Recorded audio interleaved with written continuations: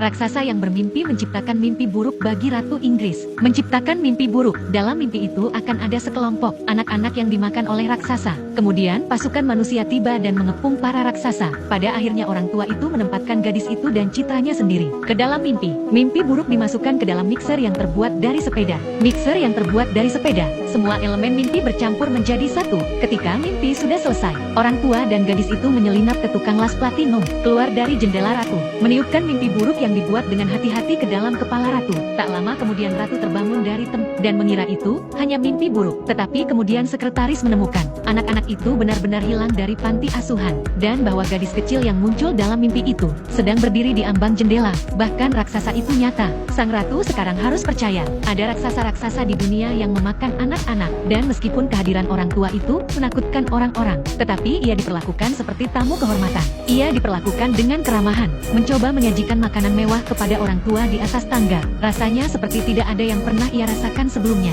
Dalam beberapa saat, para jenderal senior Inggris tiba. Orang tua itu menunjukkannya pada peta lokasi para raksasa. Dalam 10 jam mereka akan keluar untuk mengepung para raksasa. Sebagai imbalannya, orang tua itu menuangkan segelas minuman kepada semua orang yang hadir. Air soda buatan sendiri, termasuk anjing Gyo kerajaan, dan meminumnya. Setelah itu semua orang berada di tempat.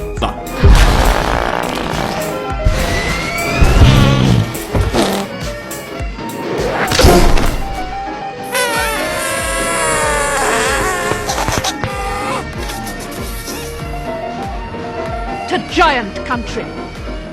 Sang ratu mengirim angkatan udaranya, dipimpin oleh orang tua itu. Mereka tiba di malam hari di negeri para raksasa. Sebelum aksi, orang tua itu telah memberikan mimpi buruk kepada para raksasa itu, untuk menyadarkan mereka bahwa memakan orang itu salah. Tetapi ketika hal itu dilakukan, orang tua itu menyadari, ia telah meninggalkan trompet impiannya dengan tukang las platinum. Jadi tanpa mengucapkan sepatah kata pun, gadis itu, dan melompat ke dalam raksasa dengan mimpi buruk dalam pelukannya. Tetapi secara tidak sengaja membangunkan raksasa. Gadis itu menghancurkan botol. Dia menghancurkan botol itu dan memberikan mimpi buruk bagi para raksasa lainnya. Ketika mereka terbangun, mereka semua menyesal telah memakan orang. Tetapi hanya bos para raksasa yang begitu bertekad untuk mengubah caranya. Saat ia mengepalkan tinjunya dan bersiap untuk memukul orang tua itu, helikopter muncul tepat pada waktunya untuk mengikat pergelangan tangan raksasa itu. Pasukan khusus diterjunkan ke bawah, dan dengan semangat yang sama seperti dalam pertempuran, satu persatu, para raksasa tertangkap dalam jaring. Mereka dijatuhkan di udara. Kemudian angkatan udara menjatuhkan para raksasa di pulau terpencil.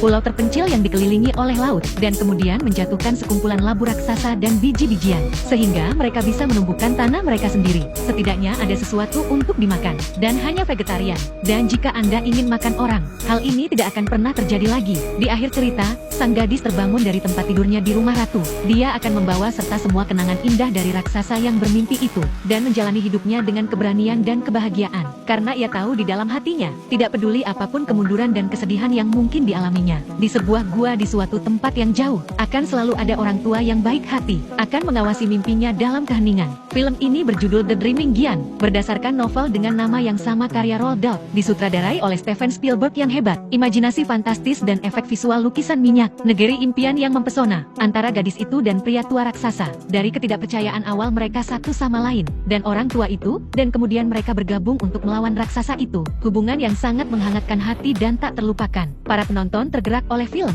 Film ini tidak hanya untuk anak-anak. Ini juga didedikasikan untuk semua orang dewasa. Tidak peduli betapa gelapnya dasar kehidupan. Jangan kehilangan kemampuan untuk bermimpi. Nah, itu saja untuk cerita hari ini. Jika Anda memiliki cerita yang ingin Anda dengar, film yang ingin Anda tonton, Anda dapat memberitahu saya. Saya akan memberitahu Anda. Sampai jumpa di lain waktu. Sampai jumpa. Translated.